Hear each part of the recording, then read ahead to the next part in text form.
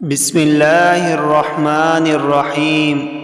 حافظ قرآن سے کہا جائے گا کہ قرآن پڑھتا جا اور جنت کے درجوں پر چڑھتا جا۔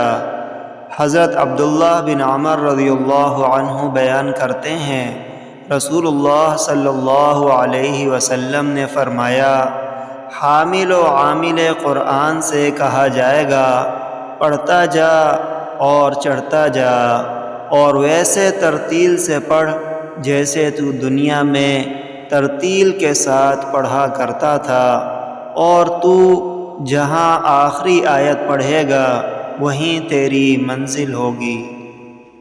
وعن عبداللہ بن عمرو رضی اللہ عنہ قال قال رسول اللہ صلی اللہ علیہ وسلم یقال لصاحب القرآن اقرأ وارتق ورتل كما كنت ترتل في الدنيا فإن منزلك عند آخر آية تقرأها۔